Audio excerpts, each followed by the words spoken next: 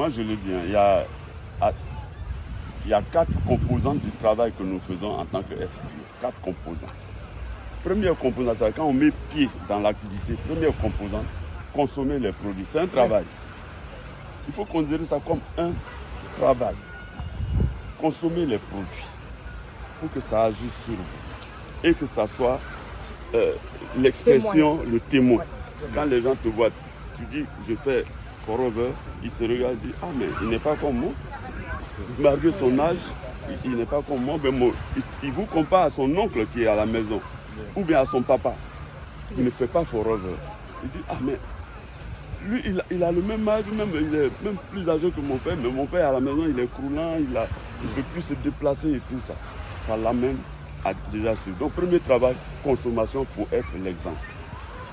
Deuxième, quand tu consommes, ça te fait du bien, évidemment les gens voient et toi-même tu en parles. Ça te fait la promotion des produits. Faire la promotion des produits. Et les gens voient que toi-même tu es la promotion des produits. Ça c'est donc, quand tu fais la promotion, bien sûr, tu vends. Oui. Donc deuxième travail, c'est de vendre. Voilà. Excusez-moi pour... Par exemple, vous êtes pilote. Oui. Et puis vous faites Forever. Oui. C'est ça même qui me... Moi, je me demande à chaque fois, pendant que vous êtes pilote, vous n'avez pas le temps. Oui. Mais comment vous avez, pendant que vous êtes pilote et puis vous avez pu devenir manager et puis chose. Parce que la plupart on rencontre les gens qui disent qu'ils n'ont pas le temps. Oui. Et souvent nous-mêmes on dit que vous êtes pilote, mais vous êtes le meilleur distributeur dans les zones Côte d'Ivoire. Comment vous avez fait pendant que vous êtes pilote et puis chose? Bon, il faut dire que j'ai eu le soutien vraiment de ma femme. C'est elle, parce que j'étais pilote, mais elle n'était pas pilote. Elle était dans la ville, elle travaillait. Et elle s'est engagée, on s'est engagé, mais c'est elle qui faisait vraiment l'activité. Quand j'ai le temps, je viens la rejoindre. Quand j'avais le temps, je viens la rejoindre. Au début, c'est nous qui avons dirigé Forever en Côte d'Ivoire. Par exemple, nous, on avait les installations qui pouvaient nous permettre de gérer les produits, de faire ceci, de faire cela. Donc, Forever, le vieux, fait à son âme, il nous a demandé de gérer Forever en Côte d'Ivoire. Ça a duré 4 ans. Un distributeur, vous êtes devenu distributeur. En même temps, on était inscrits. Et voilà, c'est venu par nous. Par nous, c'est mon petit frère que j'ai aidé à partir en France. Je l'ai aidé à partir. Il est parti et c'est là qu'il a rencontré, après avoir étudié et tout, il a commencé à travailler. Il a rencontré Madame Joëlle Bonnefoy, si vous avez entendu parler d'elle. C'est une grande distributrice de France qui voulait envoyer son activité en Côte d'Ivoire, en Afrique. Et Côte d'Ivoire et puis Burkina, tout ça, elle avait déjà son plan. Donc elle est venue avec mon petit frère et elle est venue avec un autre monsieur. Ils étaient 2. Mais nous, quand il est venu, ils nous ont parlé de ça, nous on a accepté, on a commencé à faire l'activité. On a commencé à faire. Mais l'autre couple là, enfin le monsieur qui est venu avec mon petit frère, lui, ses parents n'ont pas voulu. Ils sont restés animateurs avec eux. Ils n'ont pas fait. Aujourd'hui, on ne sait même pas où ils sont. Mais nous, en Côte d'Ivoire, presque tout le monde nous connaît. Maintenant, à Forever, vous avez voyagé. Chaque année, Forever organise 2 voyages. Oui. Et ça fait combien de temps que vous êtes à Forever? 23 ans. 23 ans. On a commencé en l'an Vous avez voyagé combien de pays? Dites à peu près, et puis le voyage vous a beaucoup remarqué. Nous en va partout dans de bons coins. C'est difficile de comparer même. Regarde là, moi je dis ça, tu te restes. C'est très bien. Hein? Mais si je me mets à compter, c'est trop. On en fait. Par quoi je vais commencer? Au début, il y avait le rallye international, comme il disait. C'était aux États-Unis qu'on allait. Chaque année, on allait au rallye. Et aux États-Unis, on a visité presque tout.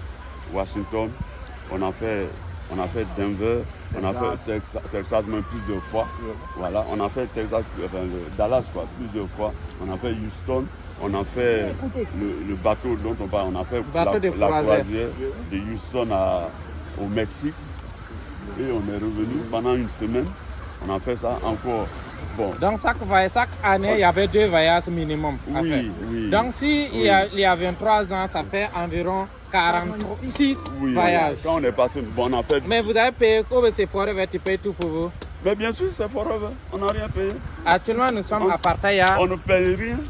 Actuellement, nous sommes à Pattaya. Nous, on a commencé Forever il n'y a pas longtemps. On a voyagé beaucoup. Donc, 45 ans que Forever... 46 fois que Forever... Non, 45 fois que... 45 ans que Forever existe et puis chaque année, au moins 2 voyages, il continue. Donc, si vous aimez les voyages, c'est la même chose. Oui, vous avez déjà fait bateau de croisière. Si Forever t'a payé. On a fait bateau de croisière Combien de fois? 2 fois que je me rappelle vraiment. 2 fois. Voilà. Merci Parce beaucoup. qu'on a fait en Europe. En Europe? Ouais, on a pris en Norvège, à Trondheim, comme ils disent, ils avaient leur nom là-bas. Puis on est parti jusqu'au pôle Nord. Hein, jusqu'au nord là-bas. Puis on est revenu. On a passé le cercle polaire. Tout ça, c'est des trucs on rêve, on entend parler, mais on ne sait pas. On est parti jusque là. Et on est revenu. Tout ça aux frais de Forever. Manger. Regardez comment nous on ne peut même pas manger. Pendant que les gens n'en ont même pas. Merci. C'est incroyable. Et puis l'année prochaine, ça sera dans les bateaux de croisière encore. Maintenant, moi vraiment, quand on nous attendait parler que Forever va nous amener dans les bateaux de croisière, moi vraiment, je vois que nous sommes à Bali, l'hôtel est magnifique. On voit que c'est là où des milliardaires viennent faire leurs vacances. On a vu sur quel hôtel, là vraiment, c'est un coin magnifique. On a vu ça. Maintenant, quand on nous dit bateau de croisière, je n'ai jamais rentré dans les bateaux de croisière. Maintenant, les frères, ils sont aux États-Unis et ils connaissent la valeur des bateaux de croisière. Voilà, donc. Mais vous savez, ce n'est pas donné à n'importe qui, c'est pour les riches. On le dit. Non, ne dis pas, nous ne sommes pas riches. Non, c'est pour les riches, c'est quelque chose de luxe. C'est luxe. C'est le luxe. C'est le luxe. Rien. Le bateau de croisière, c'est du luxe. Parce que ce n'est pas donné à n'importe qui d'aller du qu'il veut faire aller passer. Il faut économiser au moins 10 ans ou bien 20 ans, planifier ça et aller. Vous savez, et c'est ça. Combien d'ans? 10 à 20 ans, planifier. Il faut planifier. Oui, il faut préparer. C'est pas pour préparer, c'est pas pour les gens ordinaires. Pour les gens ordinaires. Vous êtes aux États-Unis? Non, moi, nous on est à New York.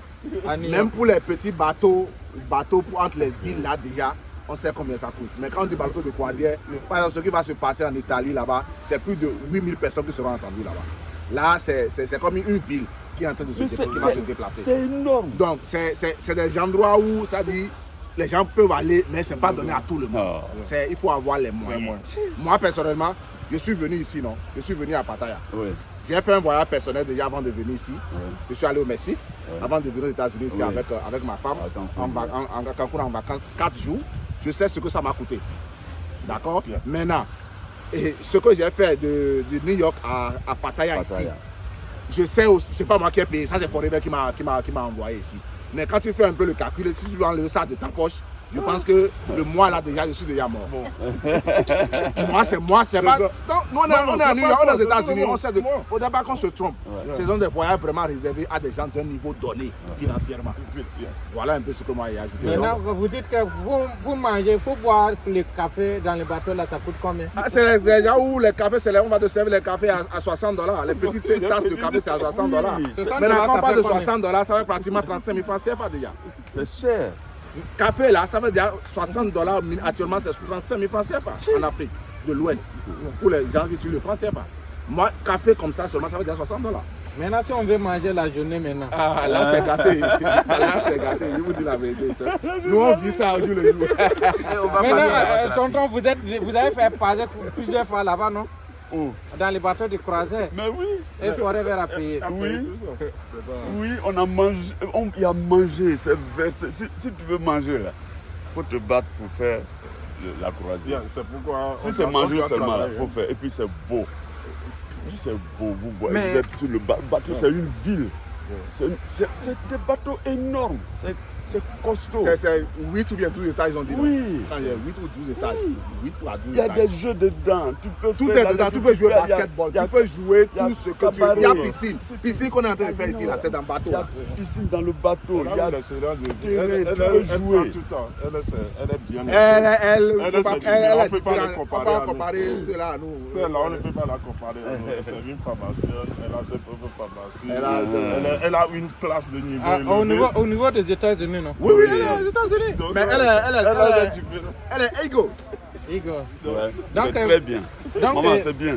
Moi, vraiment, j'ai besoin de ta bénédiction pour moi, vraiment, Maman, la fois ça va passée, arriver, vous avez c'est dit que sûr. le bateau de croisière, moi, on connaissait qu'il y a des, mais on ne connaissait pas que ça arrivait à ce niveau-là. C'est pas donné à n'importe qui. Et que l'année prochaine, dans 12 mois, Forever va faire au distributeur, le vendeur de produits que les gens sabotent souvent là, les bidons jaunes là qu'on vend là. C'est ça, on va vendre et puis Forever va nous faire payer. C'est bidon jaune qui m'a amené moi à Pattaya pour la première fois. Oui. Je suis aux États-Unis, je ne suis jamais venu en Thaïlande. Mais pour la première fois, c'est Forever qui m'envoie ici. C'est en vendant les bidons jaunes là. Moi, on s'est moqué de moi. On s'est moqué de moi quand moi j'ai commencé l'activité aux États-Unis. Un an, les gens ont dit, mais lui là, il perd la tête ou quoi? Les gens sont allés même parler à mes parents en Afrique pour dire même, est-ce que vous avez appelé votre fils là? Est-ce qu'il n'est pas en train de perdre la tête? Quand moi j'ai commencé Forever, il y a un an aux États-Unis. Les gens se moquent de moi. Jusqu'à maintenant, les gens se moquent de moi. Mais aujourd'hui, je suis à Pattaya, ils ne peuvent pas venir ici. Ils ne peuvent pas. Ils n'ont pas les moyens pour venir ici. Non, ils peuvent pas. Peut-être madame aussi va raconter un peu son histoire. J'écoute. Ah, donc, non, on va